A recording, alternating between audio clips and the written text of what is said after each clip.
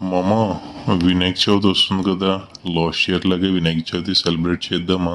ఇంటింటికి చందాలు కలెక్ట్ చేసామనుకో మంచి డబ్బులు వస్తాయి. మంచిగా ఈవెంట్ సెలబ్రేషన్ చేద్దాం. ఏమంటావు మరి? ఎందుకు మామ, లాస్ట్ ఇయర్ వినాయక చందాకి వెళ్ళి మరీ లోకువైపోయారా బాబు. ఈ ఈవెంట్ ఏమో మన అందరి కోసం చేస్తున్నామా లేకపోతే మన కోసం చేస్తున్నామా? లేదు మన కోసం ఏదో చేస్తున్నట్టు వాళ్ళు ఫీల్ అయిపోతారు ఏంట్రా బాబు. మన ఇంటెన్షన్ ఏం చేస్తాం, మన ఫ్యామిలీలు అందరూ మంచిగా కలిసి ఉంటారు, అందరూ వస్తారు కదా, అందరూ ఎంజాయ్ చేద్దామని మనం ఈవెంట్ చేస్తాం.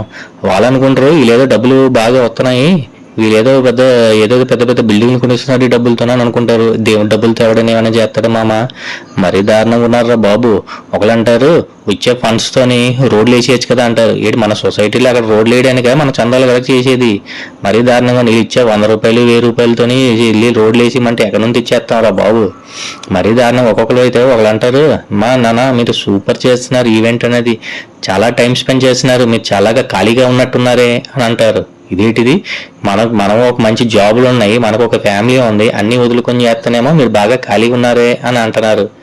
మరీ దారుణంరా బాబు. ఒకళ్ళంటారు నాన్న మీరు ఈవెంట్ బాగా చెయ్యండి, మంచిగా చెయ్యండి, ఏ లోటు లేకుండా చెయ్యండి అంటారు. తిరిగి చూస్తే లోపలికి వెళ్ళి వచ్చి 200 ఇస్తారు చందా. ఈ ఎగడం చేయమంటారా బాబు. ఒకళ్ళంటారు మళ్ళీ అందులో ఒక్కొక్క రిక్వైర్మెంట్. ఒకళ్ళంటారు నాన్న ప్రసాదాలు మాత్రం మంచిగా గట్టిగా ఉండాలి, నైట్ మళ్ళీ ఇంటికి వెళ్ళి వండుకోకూడదు అంటారు. అంటే ప్రసాదాలు మళ్ళీ సొసైటీ భరిస్తే ఈ చందాలు ఇవ్వాలా? చందాలు వస్తాయి కదా, మనం ఎక్కడి నుంచి వస్తాయి భోజనాలు? రోజు ఒక ప్రసాదాలు, రోజు భోజనాలు పెట్టాలంటే సొసైటీ ఎక్కడి నుంచి వస్తాయి డబ్బులు? ఒకళ్ళంటారు అరే మీరు ఈవెంట్ చేయాలంటే మామూలుగా ఉండకూడదు అంటారు. మామూలుగా నువ్వు ఇచ్చే చందా బట్టే కదా మన ఈవెంట్ ఉంటుంది. ఒకళ్ళంటారు నానా మనకు బ్యాండ్ ఉండాలి, బ్యాండ్ లేకపోతే మా పిల్లలు ఎంజాయ్ చేయలేరంటారు. బ్యాండ్ చూస్తేనేమో 20,000 30,000 40,000 ఉన్నాయి. మీరు ఇచ్చే సందాలకి మనకు ఉన్నాయి 300 ఇళ్ళు. ఆ 300 ఇళ్ళు అందరూ 1000 రూపాయలు ఇస్తారంటారా? 1000 రూపాయలు ఎవరు? ఒకలేమో 100 రూపాయలు ఇస్తాడు, ఒకలేమో 50 రూపాయలు ఇస్తారు, ఒకలేమో 500 ఇస్తారు. ఇవన్నీ కలుపుకుంటే మహా అయితే 1,50,000 1,50,000 దాకా దాటదు అసలు. దానికి వీళ్ళు ఈవెంట్ ఏమో ఏదో ఎక్స్పెక్ట్ చేసుకుంటున్నారు. ఇవన్నీ అవసరమా మనకి? మన పిల్లలతోనే మన ఇంట్లో చేసుకోవడం దానంత ఉత్తమం ఇంకేం ఉండదురా బాబు ఈ సొసైటీ అంటే.